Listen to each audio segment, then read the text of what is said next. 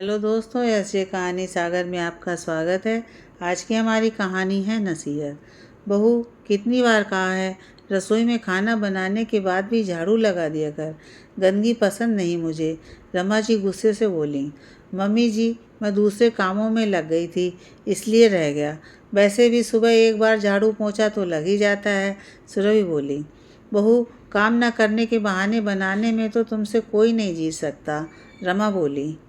Mummy, अब पूरे घर का काम, फिर कपड़े की मशीन भी हफ्ते में एक बार ही लगती है, बाकी दिन हाथ से धोने पड़ते हैं। अब बच्चों के अपने और आपके कपड़े तो काम खत्म ही नहीं होता, सुरभि बोली। बहू, अब बहाना बनाना हो तो बात अलग है। अब तो नानू भी स्कूल जाने लग गया है, दिन भर हम दो तो प्राणी हैं।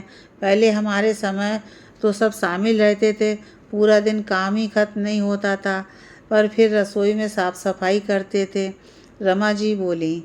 मम्मी जी, सब शामिल थे तो काम करने वाले भी ज़्यादा थे यहाँ तो, सभी बोलते बोलते चुप हो गई। बहू, पहले हर काम हाथ से करना पड़ता था, आज तो इतनी सुविधा है, पर काम करना चाहें तो, रमा जी बोली।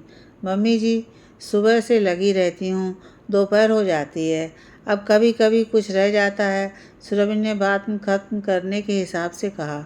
बहू, मेरे घर में ये सब नहीं चलेगा, काम तो मेरे तरीके से ही करना पड़ेगा, रमा जी तेज आवाज़ में बोली। सुरभि ने कोई जवाब नहीं दिया और चुपचाप काम करने लग गई। रमा जी, उनका बेटा विवेक, बहू सुरभि और उसके दो बच्चे कृतिका और नैतिक साथ रहते हैं। बेटी पूर्णिमा की शादी 1 साल पहले ही हुई। सुरभि कभी भी घर में कुछ नया करने की कोशिश करती, अपने हिसाब से घर में कुछ परिवर्तन करना चाहती, तो हमेशा ही रमा जी मेरा घर है कहकर मना कर देती। हालांकि सुरभि ने घर के हिसाब से अपने आप को ढाल लिया था, लेकिन कभी भी वह कुछ अलग करना चाहती तो रमा जी हमेशा उसे घर का ताना देकर रोक देती। दोपहर को रमा जी अपनी बहन से बात कर रही थीं। आजकल बहुओं को काम करने में जोर आता है, अब ये क्या जाने घर ऐसे ही नहीं बनता। अब मेरा घर है, जैसे मैं चाहूँगी वैसे ही रहना पड़ेगा। मैं भी समझती हूँ अपना एकाधिकार जमाने के लिए मेरी बात काटनी होती है। सही कह रही हो दीदी, सास को कुछ समझती कहाँ बहू है, सुषमा जी बोलीं। सही कहा, जब घर मेरा है तो यहाँ हुक्म भी मेरा चलेगा, रमा जी बोलीं। कमरे में चाय देने के लिए आते समय सुरभि के कानों में ये बातें पड़ जाती हैं।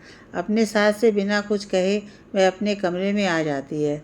शाम को सुरभि अपने कमरे से बाहर नहीं निकलती। बहू, क्या शाम को खाना नहीं बनेगा? विवेक भी घर आने वाला है, रमा जी कमरे में आकर बोली। नहीं, अब मुझसे आपके घर में कोई काम नहीं होगा, सुरभि बोली।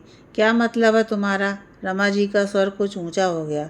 यही कि अब मैं काम अपने घर में ही करूँगी, सुरभि बोली। लगता है तुम्हारा दिमाग खराब हो गया है, विवेक को आने दो, फिर बात करती हूँ, कहकर रमा जी बाहर आकर विवेक का इंतजार करने लगीं। 7 बजे के आसपास विवेक घर आता है। बेटा देख, तेरी बहू क्या नई बातें कर रही है, रमा जी ने आते ही कहना शुरू कर दिया। क्या हुआ माँ? विवेक ने कहा।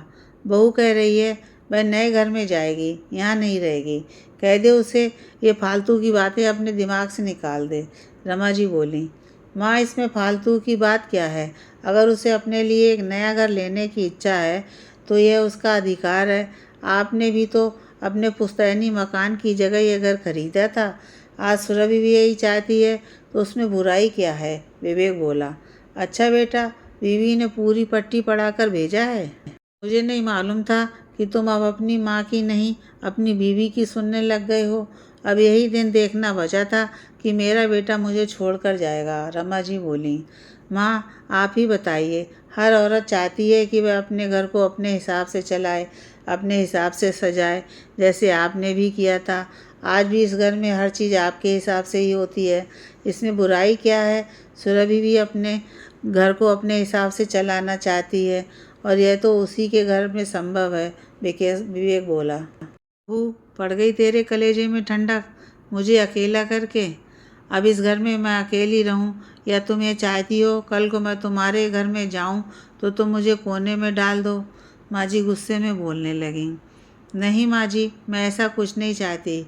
मैं सिर्फ अपना घर चाहती हूँ, जहाँ पर मैं सुकून की सांस ले सकूँ, जहाँ पर मेरे लिए भी कुछ सोचा जाता है, जहाँ सिर्फ मेरे लिए ताने नहीं बल्कि इज्जत भी हो।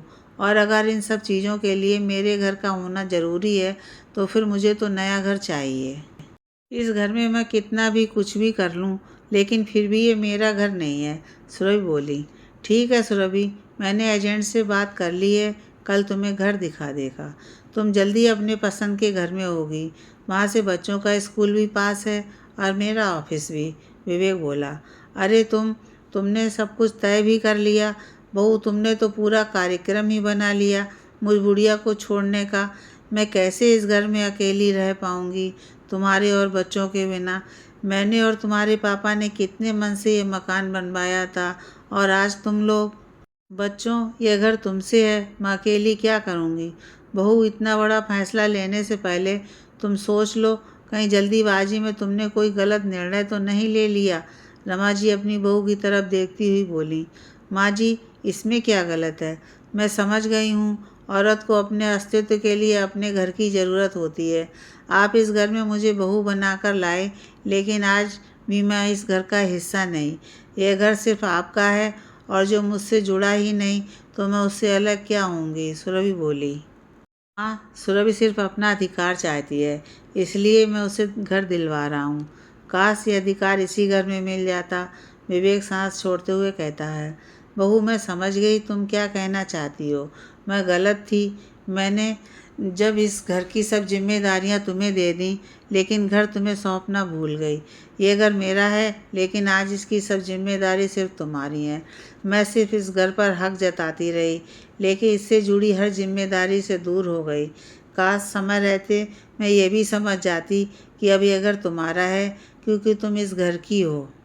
बहू, अपना फैसला बदल दो। मुझे मेरी गलती समझ में आ गई। ये घर मेरा नहीं, अब से तुम्हारा है, क्योंकि इस उम्र में मुझे घर से ज़्यादा तुम्हारी ज़रूरत है, रमा जी बोली। यह हुई ना बात। मुझे पता था मेरी माँ हमसे बहुत प्यार करती हैं, इसलिए मुझे ये सब नाटक करना पड़ा, विवेक हंसते हुए कहता है। हाँ मम्मी जी, आज दोपहर में जब आप मौसी जी से बात कर रहे थे, तो वह सब बातें मैंने सुनी और अपनी माँ से कहीं।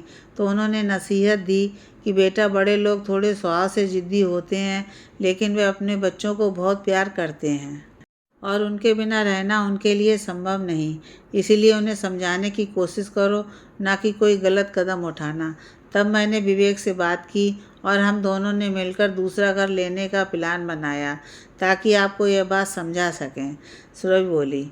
मेरे बच्चों, तुमने मेरी आंखें खोल दी और बड़ी गलती करने से बचा लिया।